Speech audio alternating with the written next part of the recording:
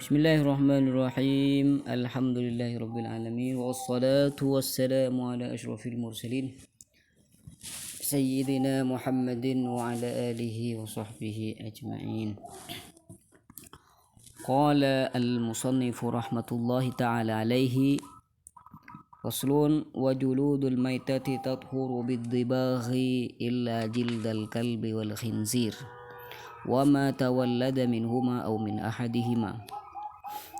Faslun fasal wa juludul maitah dan kulit bangkai tathuru yaitu bisa jadi suci bidibaghi dengan cara disamak, dibersihkan ya, illa jildal kalbi wal khinziri, kecuali kulit anjing dan babi. Illa jildal kalbi wal khinziri, kecuali kulit anjing dan babi. Wama tawallada minhuma, wama dan hewan, tawallada yang terlahir, ma minhuma dari kalbi wal khinzir, au min ahadihima atau dari salah satu dari kalbi wal khinzir. Wa azmul maitati dan tulang dari bangkai, wa azmul maitati dan tulang dari bangkai, wa sya'ruha dan bulu bangkai, najisun yaitu dihukumi najis, illal adamiyah kecuali bani Adam ya, manusia, kecuali manusia. Udah ya. Jadi dalam pertemuan kali ini kita membahas tentang bagian dari najasah ya, bagian dari hal-hal yang najis. Jadi beliau musannif mengatakan bahwasanya kulit dari hewan ya, semua hewan itu hukumnya suci. Semua hewan yang masih hidup ya, semua hewan itu hukumnya suci. Burung suci, ular suci, buaya ya kalau masih hidup ya, buaya suci, pokoknya semuanya hewan. Semua hewan itu dihukumi suci dalam keadaan masih hidup. Tapi kalau sudah mati, sudah menjadi bangkai, maka semuanya jadi najis ya. Ini ada pengecualian antar semua ya. Jadi semua hewan, kaidahnya semua hewan kalau masih dalam keadaan hidup maka semuanya itu dihukumi dengan suci kecuali dua hewan. Yang pertama anjing, yang kedua babi. Anjing dan babi dan yang terlahir dari keduanya semuanya dihukumi najis walaupun dalam keadaan masih hidup. Ya. Itu yang pertama. Kemudian yang kedua, kalau hewan itu sudah mati, sudah jadi bangkai, maka semuanya itu najis. Semuanya itu najis. Yang ular yang asalnya suci ketika masih hidup, ketika sudah mati dan menjadi bangkai, maka hukumnya najis ya. Misalkan sapi misalkan mati dengan dirinya sendiri tanpa disembelih, maka hukumnya tidak suci, najis. Jadi kaidahnya semua bangkai dari hewan itu hukumnya najis kecuali yang pertama bangkai hewan manusia. Manusia kan termasuk hewan. Kita nih hewan, tapi hewan yang bisa berpikir. Kalau burung dan semacamnya kan, kebetulan di sini banyak burung, jadi saya kasih contoh burung ya, karena saya ini ada di bawah burung ya, ternak burung di sini. Kalau burung misalkan waktu hidup ya suci, tapi kalau sudah jadi bangkai maka hukumnya jadi najis. Jadi semua hewan kalau sudah menjadi bangkai maka hukumnya najis kecuali yang pertama manusia, karena manusia itu hewan yang berpikir. Kemudian yang kedua bangkainya ikan kalau jadi bangkai maka hukumnya tetap suci. Apalagi yang satunya belalang ya, belalang kalau jadi bangkai maka hukumnya suci. Uhillat lana maitatan, kata Rasulullah, dihalalkan bagi kita maitatani wadaman, 2 bangkai dan 2 darah. Ammal maitatan fasamaku wal jarat, adapun 2 bangkai yang dimaksud adalah maitatus samak wa maitatul jarat, yaitu bangkai ikan dan bangkai belalang. Jadi kaidahnya yang seperti yang disebutkan tadi, semua hewan kalau masih hidup hukumnya suci kecuali anjing dan babi dan yang terlahir dari keduanya. Kemudian semua hewan kalau sudah jadi bangkai maka hukumnya najis kecuali manusia. Apa yang kedua? Ikan. Yang ketiga belalang. Fahim? Nah, sekarang pertanyaannya, boleh gak kita memanfaatkan kulit dari bangkai? Ya, saya tahu dah bahwasanya bangkai itu hukumnya najis. Itu kan kadang kita sering membuat tas dari kulit ya.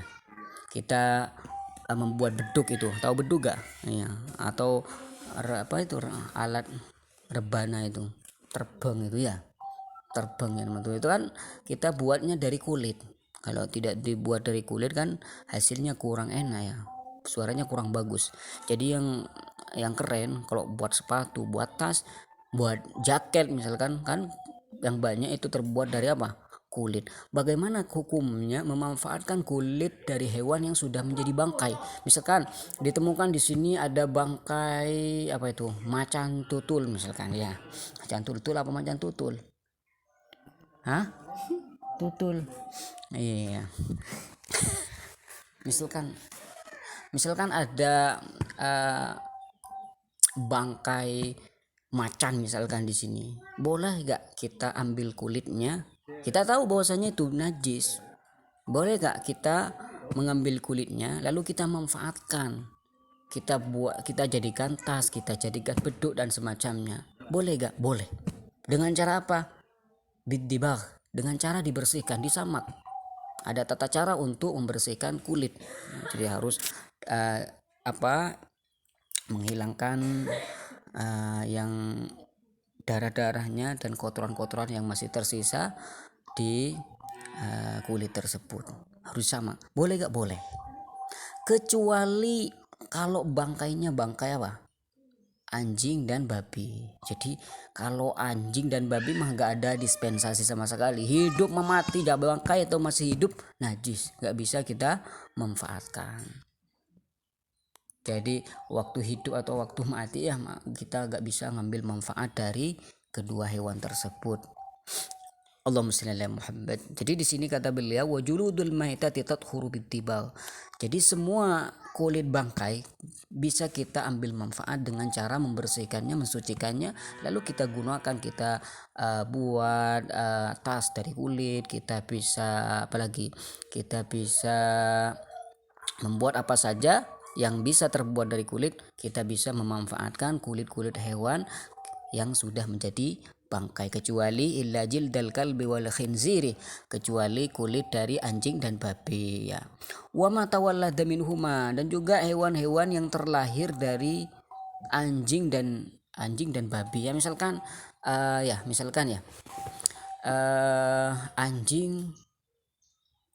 anjing dengan sapi misalkan ya.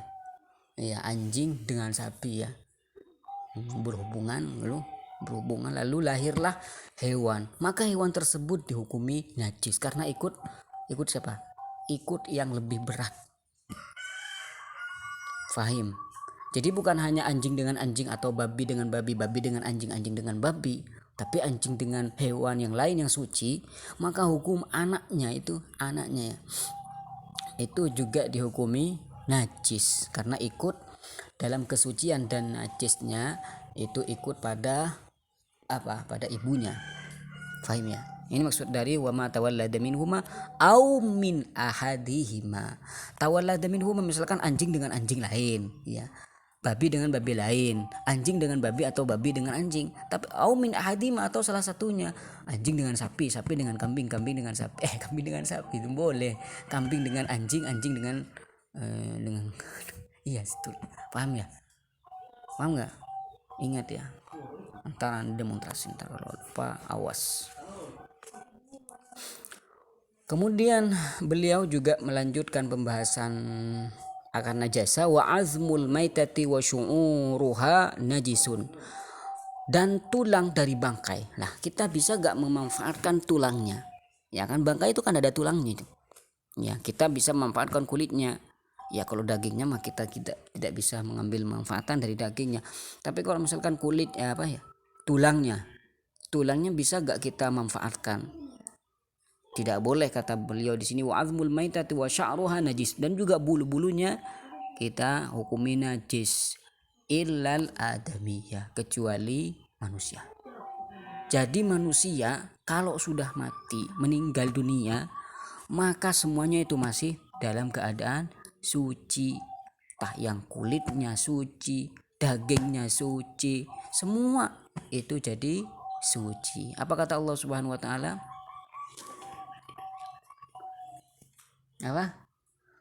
Dan Allah Subhanahu wa taala sudah memuliakan anak Adam, ya, Bani Adam. Boleh gak orang haid baca apa?